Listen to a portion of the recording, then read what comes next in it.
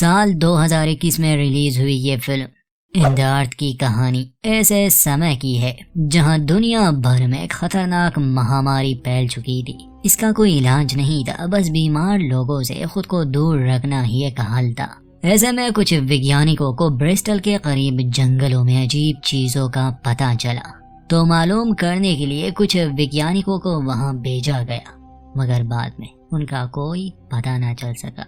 जानेंगे क्या हुआ उनके साथ। चैनल को सब्सक्राइब करना ना भूले। फिल्म की शुरुआत एक ऐसे सीन से होती है जहां जंगल में कोई पत्थरों को तोड़ रहा था और फिर उन पत्थरों के छोटे छोटे टुकड़े वो जंगल के अलग अलग जगहों में दफना देता है। इसके बाद हमें मार्टिन लॉरी नामी एक वैज्ञानिक दिखाया जा रहा है जो इसी कहानी का मेन कैरेक्टर है।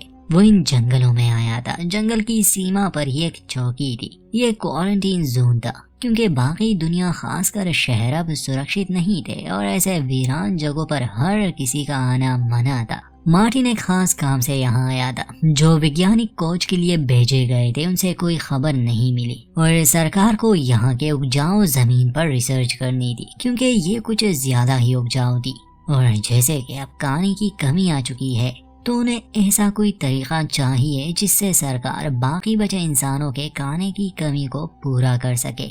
मगर मार्टिन का असली मकसद ये नहीं था। ओलिविया वेंडल नामी एक वैज्ञानिक को कुछ साल पहले इन जंगलों में भेजा गया और पिछले कुछ महीनों से उसकी कोई खबर नहीं आई।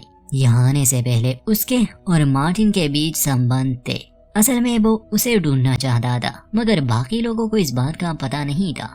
उन्हें तो यही लग रहा था कि वो बस रिसर्च के लिए आया है। चौकी पर पहुंचकर सबसे पहले तो उसे सैनिटाइज किया जाता है, उसके टेस्ट लिए जाते हैं क्योंकि जो वायरस दुनिया में फैल चुका है वो बहुत ही खतरनाक है। यहाँ इस चौकी पर तैनात ये लोग काफी समय से यहाँ रह रहे हैं। बाहरी दुनिया से इनका ज्यादा संपर्क नहीं होता, बस सरकार जो आदेश देती है ये लोग उसी का पालन करते हैं। खैर मार्टिन के रिसर्च में उनकी कोई दिलचस्पी नहीं थी, बस वो कुछ सवाल पूछते हैं और उसके डॉक्यूमेंट्स चेक करते हैं। मार्टिन को जंगल के जिस हिस्से में जाना था वो यहाँ से 2 दिन की दूरी पर था। ये लोग किसी गाड़ी का इस्तेमाल नहीं कर सकते थे, इन्हें पैदल ही जाना होगा। मार्टिन के साथ यहाँ की एक गाइड भी जाने वाली थी, एल्मा उसका नाम था। दोनों की मुलाकात होती है। जिस घर में मार्टिन रुका था वहाँ की दीवार पर एक पुरानी पेंटिंग थी, एक डरावनी सी पेंटिंग जिसमें कुछ इंसान पूजा कर रहे थे और बलि दे रहे थे, शायद किसी देवता के लिए। वहाँ लिखा था पेरंग फिक। इसके बारे में मार्टिन एल्मा से पूछता है तो एल्मा बताती है कि ये बहुत ही पुरानी कहानी है, इसे जंगल की आत्मा कहते हैं और पुराने जमाने में लोग इसकी पूजा किया करते थे।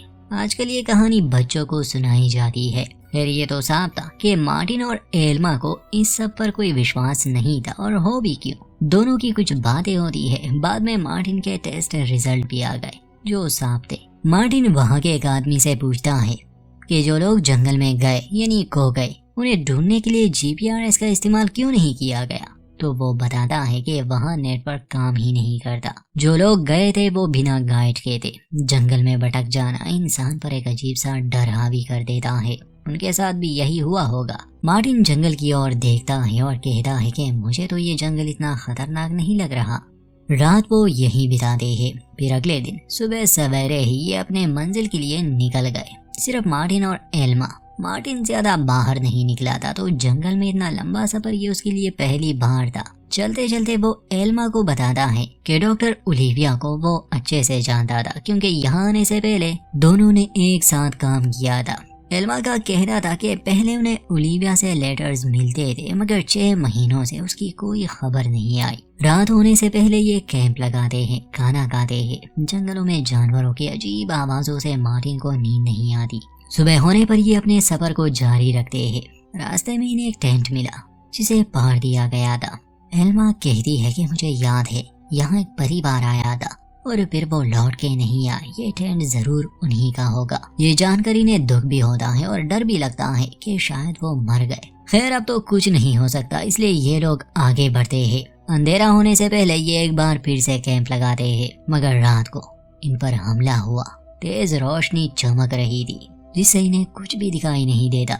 इन्हें खूब मारा पीटा जाता है और इसके बाद ये अपने होश में नहीं रहे। अगले दिन जब इन्हें होश आया तो इनके कैंप को तबाह कर दिया गया था। बहुत सा सामान गायब था, यहाँ तक कि इनके जूते भी। इसमें कोई शक नहीं कि असल में ये काम किसी इंसान का ही हो सकता है। सिर्फ इन्हें लूट लिया गया था, बाकी ये ठीक थे। अब बिना सामान और जूतों के ये आगे बढ़ते हैं, मगर चलते चलते मार्टिन का पैर जख्मी हो गया। इन्हें रुकना पड़ा। एल्मा उसके पैर को बांध देती है, उसके लिए बैसाखी की जगह एक लकड़ी ढूंढ कर देती है। ये लोग फिर से चलने लगे। कुछ आगे जाने पर इन्हें बड़ा अजीब महसूस हुआ, क्योंकि बिल्कुल खामोशी थी। किसी भी जानवर, पक्षी, यहाँ तक कि हवा की भी आवाज नहीं आती। और फिर ठीक सामने इन्हें एक आदमी दिखा। वो इनके करीब आता है। डर भी लग रहा था इन्हें, क्योंकि अब किसी पर भरोसा नहीं किया जा सकता। यह आदमी अपना नाम जैक बताता है और ये भी कहता है कि मैंने तुम लोगों को आज सुबह देखा, मगर मुझे पता था कि तुम डर जाओगे, इसलिए मैं सामने नहीं आया। मगर फिर जब मैंने तुम्हें लंगड़ाते हुए देखा तो मैं खुद को रोक नहीं पाया। मेरे पास कैंप में कुछ जूते हैं, अगर चाहो तो मैं मदद कर सकता हूँ। ना चाहते हुए भी एल्मा और मार्टिन को उस पर भरोसा करना पड़ा। जैक उनसे यहाँ आने की वजह पूछता है तो एल्मा बताने से इनकार करती है, जिस पर जैक कहता है कि अगर तुम नहीं बताओगी तो मैं भी अपने बारे में कुछ नहीं बताऊंगा, बस तुम लोगों की मदद करूंगा और फिर यहाँ से चले जाना। कैंप पर पहुंचकर एल्मा और मार्टिन देखते हैं कि जैक के पास बहुत सा सामान है। शायद वो यहाँ काफी समय से रह रहा है। उसकी बातों से लग रहा था कि बाकी दुनिया से दूर वो यहाँ काफी खुश है। कैंप में आने के बाद जैक मार्टिन के पैर का जख्म देखता है, जिस पर वो कहता है कि ये जख्म काफी गहरा है, इस पर टांके लगाने होंगे। तो वो जल्दी से सुई धागा लिए मार्टिन के पैर पर टांके लगा देता है। फिर उन्हें जूते देता है, यहाँ तक कि खाना और पानी भी।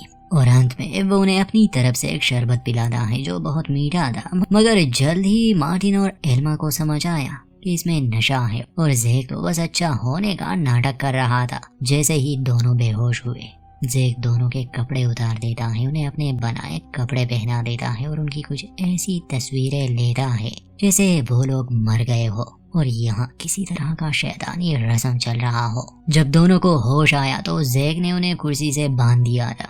वो जैक से विनती करते हैं कि वो उन्हें जाने दे, मगर जैक जो काफी अजीब और खतरनाक इंसान था, वो कहता है कि इतनी आसानी से मैं नहीं जाने दे सकता, ये मुमकिन ही नहीं। जो तस्वीरें उसने ली थी वो उन्हें दिखाता है, जिससे एल्मा और मार्टिन और घबरा जाते हैं। अगले दिन वो उन्हें बाहर ही बांधे रखता है और उनके सामने अजीब अजीब सी बातें करता है। वो किसी अदृश्य शक्ति के बारे में बता रहा था जो इस जंगल में रहती है और जैक ये दावा कर रहा था कि मैं उससे बात कर सकता हूँ। तुम्हारा यहाँ आना कोई इत्तेफाक नहीं है और बाहर की दुनिया सुकड़ रही है। एल्मा और मार्टिन को कुछ भी समझ नहीं आता।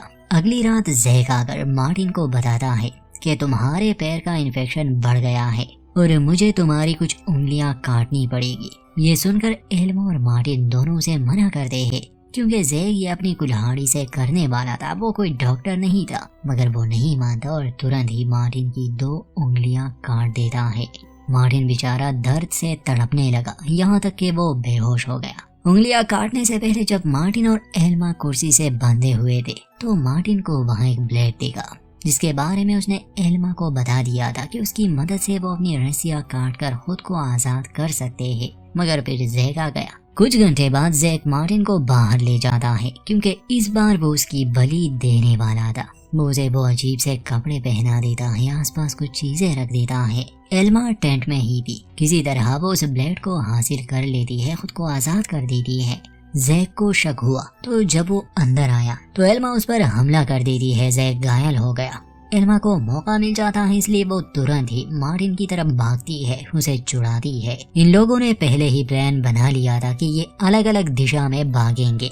ये ऐसा ही करते हैं। जैक जख्मी हालत में उठता है और एल्मा को पकड़ने की कोशिश करता है। इस बीच मार्टिन को भी यहाँ से दूर भागने का मौका मिला। जैक एल्मा को तीर से निशाना बना रहा था। उसकी जान बचाने के लिए मार्टिन जैक को आवाज देता है कि मैं यहाँ हूँ। पागल जैक एल्मा को छोड़कर उसके पीछे चला गया। अब मार्टिन उसे जंगल में छुपने की कोशिश कर रहा था और जैक हाथ में कुल्हाड़ी लिए उसे मारने की।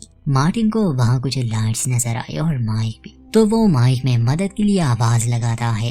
खैर उसे कुछ दृश्य भी दिखाई दिए, मगर खुशकिस्मती से वो जैक के हाथ नहीं आया। उसे एक सूट पहने औरत ने बचा लिया। ये औरत और कोई नहीं बल्कि ओलिविया थी, जिसकी तलाश में मार्टिन यहाँ आया था।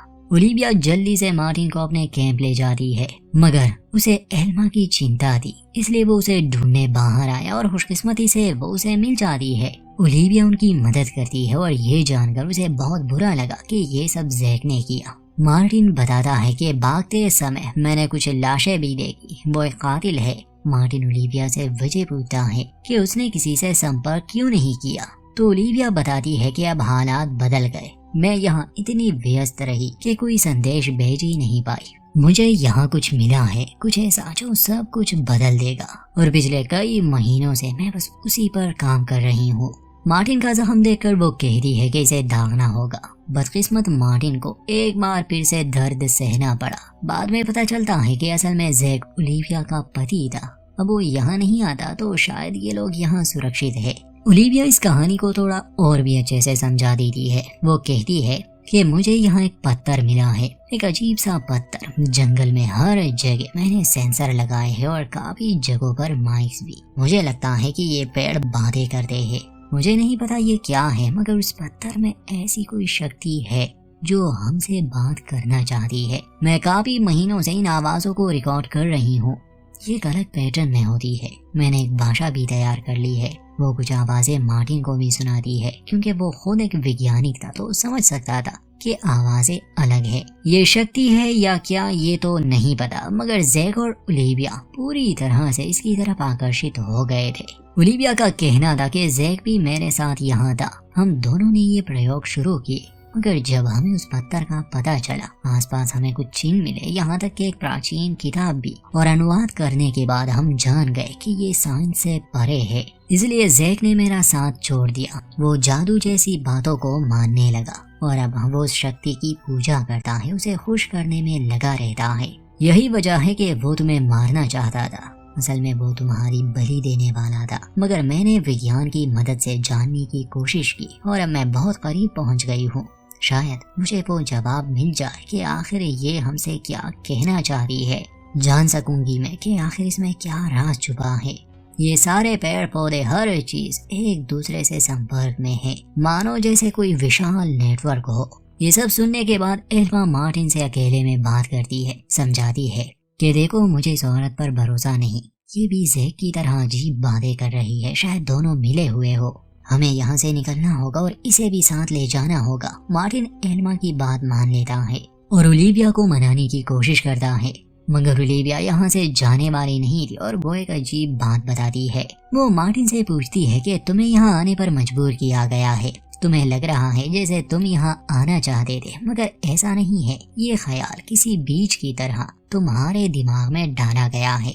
यहाँ आने से पहले तुम्हारे कान बजे थे। तो मार्टिन जवाब देता है कि हाँ। ओलिविया कहती है कि मेरे और जैक के साथ भी ऐसा ही हुआ था। असल में उसका इशारा उसी शक्ति की तरफ है जो इस जंगल में है। इन्हें यहाँ लाने के पीछे राज क्या है ये अभी तक पता नहीं चलता। खैर मार्टिन फिर भी उसकी बात नहीं मानता।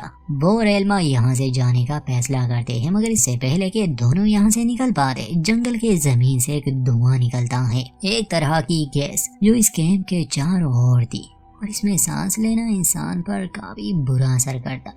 ओलिविया सलाह देती है कि वो अभी ना जाए, इंतजार करे, मगर बाद में दोनों ओलिविया से उसका सूट मांगते हैं। एल्मा पहले जाने वाली थी, इसलिए मार्टिन उसकी कमर पर एक रस्सी बांध देता है। अगर वो बेहोश हुई तो उसे वो वापस खींच लेगा, और ऐसा ही होता है।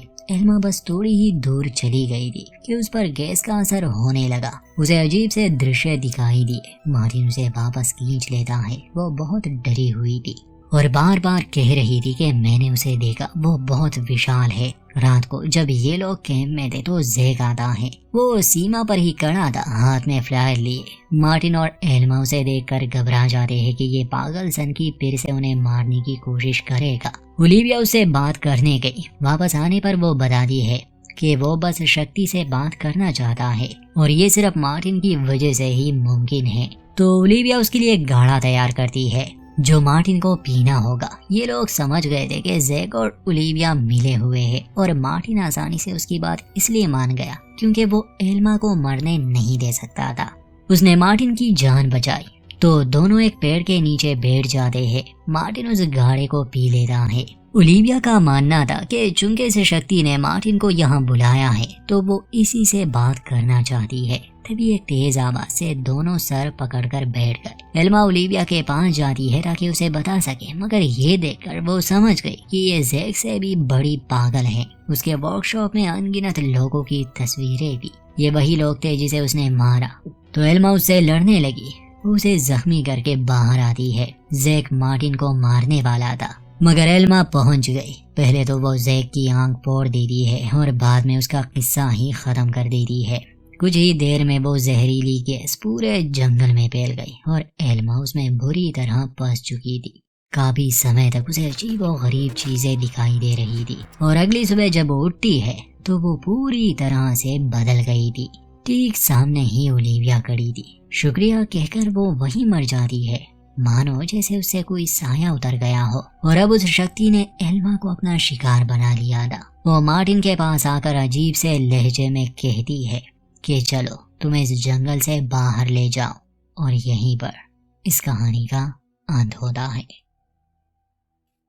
दोस्तों, आजकल ज्यादातर फिल्में सीधी सादी नहीं बनाई जा रही। ऑडियंस का अटेंशन पाने के लिए कहानी को कुछ ऐसे अंदाज में दिखाया जाता है ताकि दर्शक सोचने पर मजबूर हो जाए। तो ये भी कुछ ऐसा ही था।